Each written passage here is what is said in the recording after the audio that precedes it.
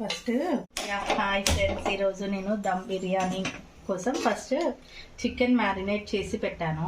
దీంట్లో వచ్చేసి chicken, lemon, ఇంకా ఫ్రైడ్ ఆనియన్స్ వేసాను, ఉప్పు, కారం, గరం మసాలా, కొంచెం బిర్యానీ మసాలా, పుదీనా, కొత్తిమీర అండ్ కర్డ్ మిక్స్ చేసి ఒక హాఫ్ అన్ అవర్ డీప్ ఫ్రిడ్జ్లో పెట్టేశాను. ఇప్పుడు ఫస్ట్ దీన్ని ఒక 50% వరకు బాయిల్ చేస్తా. బగారా రైస్ పెట్టాను. దీంట్లో వచ్చేసి మిర్చి, అల్లం వెల్లుల్లి పేస్ట్, బిర్యానీ మసాలా, ఆకు, బాస్మతి రైస్ వాటర్ వేసి ఉడికిస్తున్నాను. ఇది ఒక 90% కుక్ అయ్యాక ఇది ఆఫ్ చేసి దీంట్లో వేస్తాను. బాయిల్ అయింది మంచిగా 50% పైగా. రైస్ వచ్చేసి 90% బాయిల్ అయింది. సో నేను ఇప్పుడు వీటిని దమ్ పెడుతున్నాను. నేను దీనికి కేజీ చికెన్కి కేజీ వరకు రైస్ తీసుకున్నాను. ఎందుకంటే ఓన్లీ కొందరు రైస్ తక్కువ చికెన్ ఎక్కువ తీసుకుంటారు, కానీ మా ఇంట్లో చిన్న బాబు ఉన్నారు. సో ఇలా అయితే ఈక్వల్ క్వాంటిటీలో బాగుంటుంది అనేసి నేను ఎక్కువ వరకు ఇలానే చేస్తాను. ఇంకా కొందరు ఇష్టం రైస్ ఎక్కువ తీసుకోవచ్చు, తక్కువ. నేను ఆనియన్స్ వచ్చేసి ఎయిర్ ఫ్రైయర్లో ఫ్రై చేశానండి.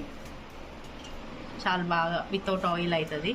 ఇంతకుముందు ఎయిర్ ఫ్రైయర్ లేనప్పుడు ఇలా డైరెక్ట్ ఫ్రై చేసినప్పుడు నాకు ఆయిల్ ఎక్కువ అబ్జర్వ్ చేసినట్టు అనిపించింది. సో మేము ఎయిర్ ఫ్రైయర్ వచ్చాక ఇలానే ఫ్రై స్టార్ట్ చేసినాం.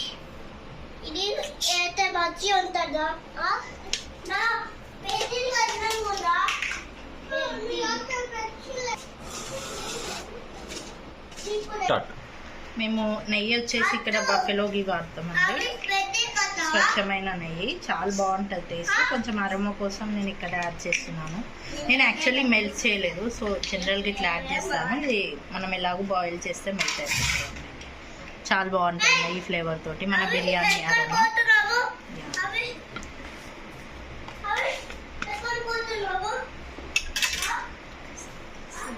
సో నా దగ్గర దీంట్లో సెట్ అయ్యే ప్లేట్ డైరెక్ట్ ఉంది. నేను ఇంకేం జనరల్గా కొందరు గోధుమ పిండి అవన్నీ పెడతారు, కానీ నేను డైరెక్ట్ ఇదే పెట్టేస్తున్నా.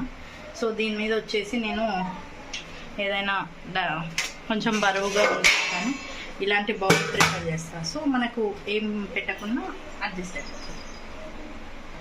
నేను ఇది బాగా ఫ్లేమ్లో పెట్టాను, కొంచెం తక్కువ ఫ్లేమ్లోనే పెడతా, మళ్ళీ మాడిపోతుంది అనేసి. ఒక 10 minutes తర్వాత చూపిస్తాను. ఫ్రెండ్స్, చాలా బాగా మంచి బిర్యానీ రెడీ